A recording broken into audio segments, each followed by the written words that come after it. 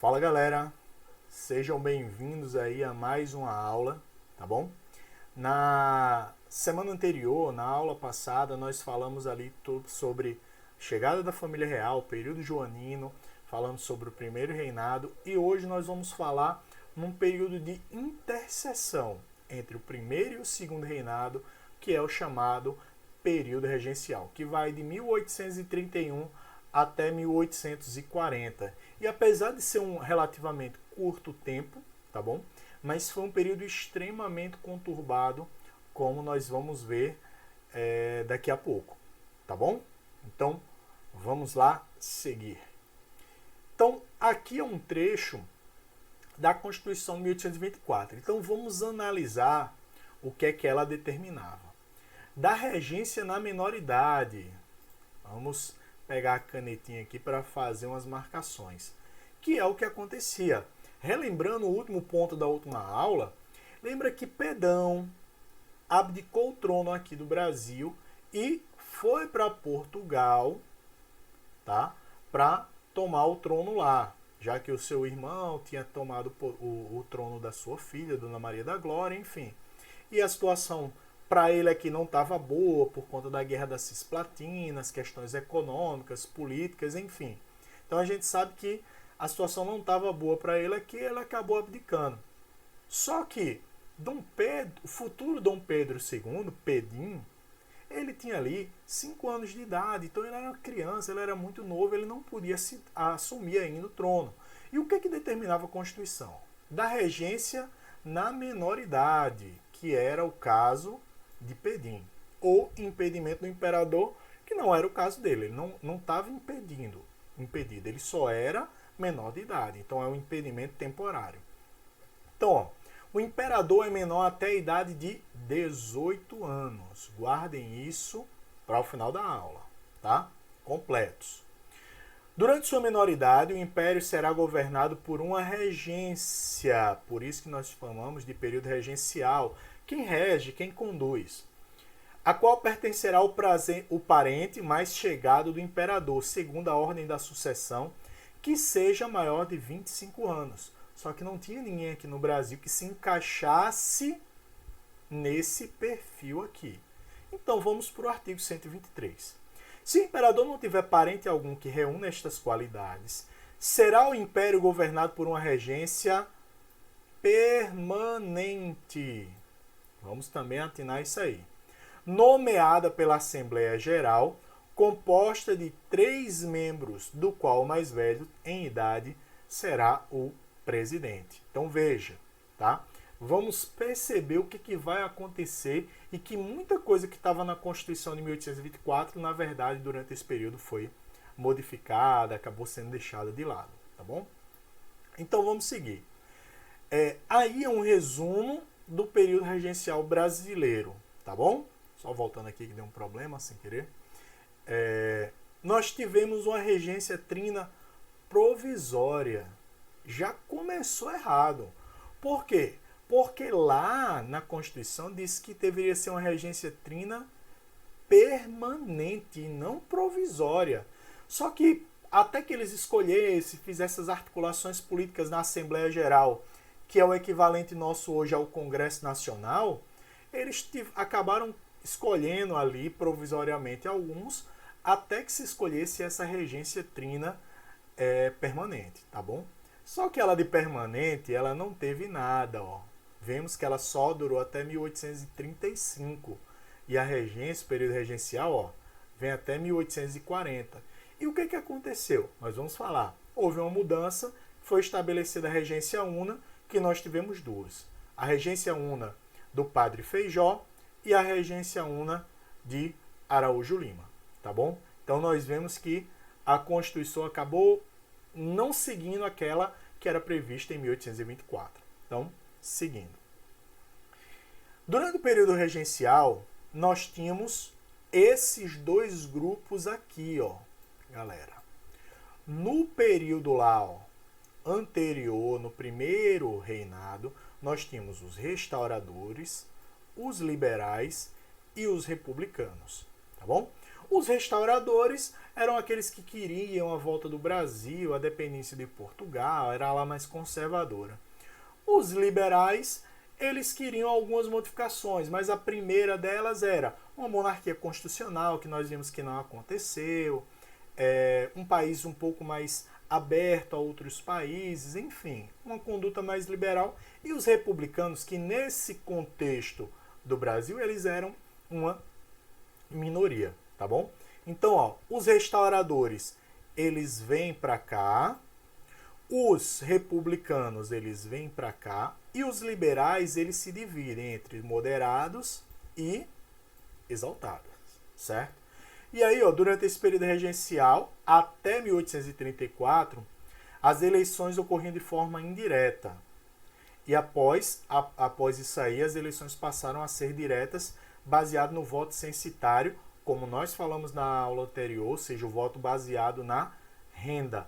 Ou seja, quem elegeu a regência trina permanente foram os membros da Assembleia Geral, ou seja, uma eleição indireta.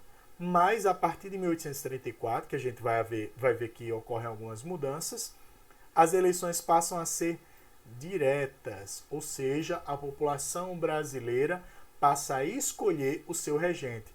Tanto que o período da regência una também é conhecido como experiência republicana. Não esqueçam disso aí, tá bom, pessoal? Vamos seguir. Nós dividimos comumente o período regencial em dois períodos. A chamada Maré Liberal, que é o início, que vai até 1837, e o regresso conservador, que vai de 1837 até 1840, tá bom? Que é justamente até 1831 a 1837, nós temos a regência trina permanente e a regência una de Padre Feijó. E no regresso conservador é quando Padre Feijó sai e entra Araújo Lima. Então, ó, é um período de predominância dos moderados no poder, com grande influência da elite agrária e exclusão da maioria da população da política. Claro, o voto era censitário. Nós vimos que a Constituição de 1824 ela fazia de tudo para excluir a grande maioria da população das decisões políticas. Então, eles eram marginalizados. É uma população que vai ser grandemente marginalizada, ou seja, excluída. Mas nós temos algo muito importante, que é a criação da Guarda Nacional. Por quê? Porque ela vai descentralizar o poder militar. E as elites agrárias puderam se armar para defender seus interesses locais. Como assim?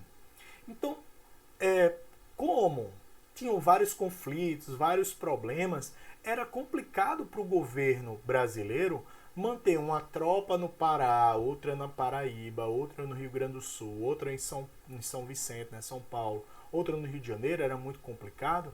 Então era melhor o seguinte, ele chegava, pegava um líder local aliado ao governo, nomeava como coronel da Guarda Nacional e essa pessoa, com os seus recursos, ia ser responsável pela segurança, pela questão militar ali da região. E aí, obviamente, ele está praticamente dando autorização para esses líderes políticos locais terem seu próprio exército. Tá? É basicamente isso que vai acontecer. É legitimar, é legalizar o braço armado dessas elites locais. Isso é o que nós vamos ver, inclusive, futuramente durante a República Velha. Tá bom? E outro marco importante é o Ato Adicional de 1834. O ato adicional, ou seja, foi algo que foi adicionado à Constituição de 1824, seria o equivalente que nós chamamos hoje de PEC, Projeto de Emenda Constitucional. Então, ó, esse período ele descentralizou o poder. Ó. Nós já vimos o que aconteceu com o Exército e acontece o mesmo agora no Legislativo, ou seja, se criou as Assembleias Legislativas Provinciais. As províncias, que são o equivalente hoje aos estados, eles têm as suas próprias assembleias. Antes, todas as decisões iam para a Assembleia Geral e todo o país acatava. A partir de agora, não. Todas as províncias terão sua assembleia e tomam suas decisões locais. Criação de uma regência una, como eu já falei para vocês, com o voto direto, ou seja, o voto censitário também. E aí o ato descentralizou o poder e conferiu maior autonomia às províncias, dentro de uma ideia de federalismo. Mas esse período é um período extremamente conturbado. Ainda está dentro daquela lógica econômica de transição de ciclos econômicos, da saída do ciclo do ouro e o iniciozinho do ciclo do café, que é justamente ali de 1830, 1840, que começa a se consolidar, mas engata principalmente a partir de 1850, já durante o segundo reinado. Então é um período muito conturbado, onde a gente tem uma grande maioria da população brasileira marginalizada. E aí é nesse contexto que eclodem uma série de revoltas que nós vamos ver. Essas rebeliões atingiram várias partes do Brasil, tiveram vários motivos, mas se repararmos nesse mapinha, elas em sua grande maioria ocorrem aqui, no Norte e Nordeste, com exceção da Guerra dos Farrapos, que vai acontecer aqui no Rio Grande do Sul, tá? As outras acontecem no Norte ou no Nordeste do Brasil. Então vamos ver todas elas aqui. Primeira cabanagem, lá no Pará. Participantes: índios, negros, mestiços, pobres e livres. Ou seja, estamos falando da população excluída, marginalizada. Fator: baixa condição de vida, monopólio político e econômico da aristocracia rural, ou seja, da elite rural que dominava tudo lá. Projeto político: república, federalismo e democracia. Atentem para isso aqui, república e federalismo, que vai ser a base de grande parte das revoltas que ocorrem no Brasil nesse período. Então nós vemos que os participantes são grupos marginalizados. E qual foi o desfecho? Os líderes foram presos e alguns foram inclusive mortos. A Farroupilha, ela é, dentre as revoltas que ocorrem, ela vai ser um movimento um pouco atípico. Primeiro, como eu falei, ela ocorre no Rio Grande do Sul. E quem vai ter participante? Estancieiros, que são fazendeiros, e comerciantes, mas que eles conseguem o apoio das camadas populares também, tá bom? Mas eles são essencialmente formados por estancieiros e comerciantes.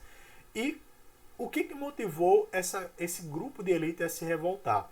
Como o Rio Grande do Sul ele era muito formado pelos exaltados, ou seja, oposição a quem estava no poder, que eram os moderados, para tentar enfraquecê-los, houve aumento do imposto sobre a charque, que era o principal produto do Rio Grande do Sul. E aí o pessoal do Rio Grande do Sul se revolta e começa essa guerra aí que dura 10 anos, ou seja, vai até o segundo reinado.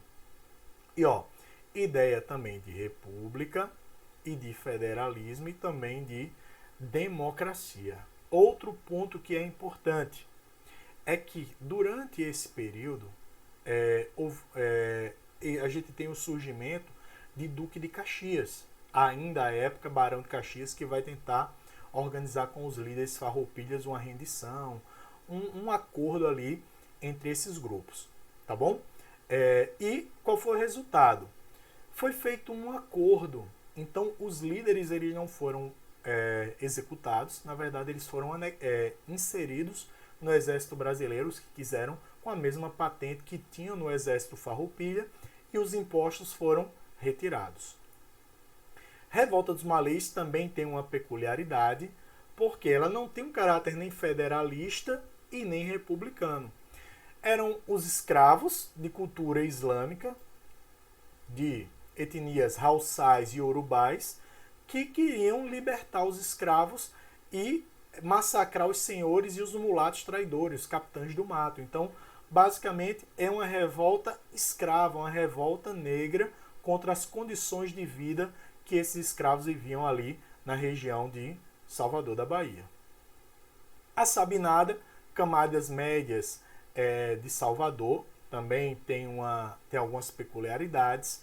Então, eles eram contrários ao recrutamento forçado para lutar na Guerra dos Farrapos, que estava acontecendo nesse período, e eles queriam, inclusive, que até que Dom Pedro II fosse maior de idade, que a Bahia se tornasse uma república temporária. Quando ele se tornasse maior de idade, a Bahia voltaria ao Império Brasileiro. A Balaiada no Maranhão, pequenos proprietários, ou seja, escravos aquilombados, ou seja, pessoas excluídas socialmente. Os fatores, exploração dos grandes proprietários sobre esses homens pobres. E aí, mais uma vez, república, o federalismo, como nós já vimos. Então, nós vemos, tá, que essas revoltas elas ocorrem dentro dessa lógica de grupos, em sua grande maioria ali, marginalizados, tá bom? E aí, como eu falei para vocês, em 1837 tem o chamado regresso conservador. Então, ó, lembra que nós tínhamos os moderados e os exaltados? Eles mudam e viram, ó, os exaltados viram os progressistas e os moderados viram os regressistas. Então, ó, os progressistas favoráveis à descentralização política e os regressistas favoráveis à centralização. Os regressistas chegam ao poder com o Araújo Lima e reiniciam o regresso centralizador para tentar acabar com esses problemas, com as revoltas que estavam espalhadas pelo Brasil. E aí, uma das medidas que eles tomam para tentar recentralizar o poder é a Lei de Interpretação do Ato Adicional. Foi uma lei que foi criada para interpretar a PEC, ou seja, o ato adicional. Foi tipo, ó, vocês não entenderam direito. Eu vou criar uma lei que é para vocês entendam como aquela outra deve funcionar. Então, foi para centralizar, por exemplo, o legislativo. Lembra que eu falei que foram criadas as assembleias provinciais? Eles não extinguem, mas eles, ó, toda decisão das assembleias provinciais tem que ir para a Assembleia Geral e a partir daí é que elas passam a vigorar. Ou seja, toda aquela descentralização que houve foi recentralizada, com exceção da Guarda Nacional, que acabava sendo um apoio também para esses conservadores, tá bom? E a chamada antecipação da maioridade ou golpe da maioridade. Então, ó, os progressistas queriam retomar o poder e começaram a articular um projeto para antecipar a maioridade de Dom Pedro II.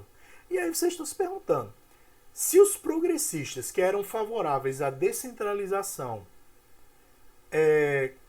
porque eles queriam antecipar a maioridade de Dom Pedro, se com isso centralizaria todas as decisões na mão do imperador. Mas eles imaginavam, 1840, ele tem ali 14 anos. Eles imaginavam, Dom Pedro II é novinho, então nós vamos conseguir controlá-lo, se nós conseguirmos aprovar esse projeto. E aí os regressistas, que queriam resolver os problemas que estavam ali, aprovam, para tentar restabelecer a ordem do Brasil, aprovam que se antecipe a maioridade de Dom Pedro II, tá bom? Ou seja, contrariando a Constituição de 1824, que só o consideraria maior de idade aos 18 anos, e aí aos 14 anos ele foi coroado imperador do brasileiro como Dom Pedro II, tá? Pedinho vira Dom Pedro II, e aí acaba o período regencial e tem início o segundo reinado, que nós discutimos posteriormente, tá bom? Então, ficamos hoje por aqui, tá bom?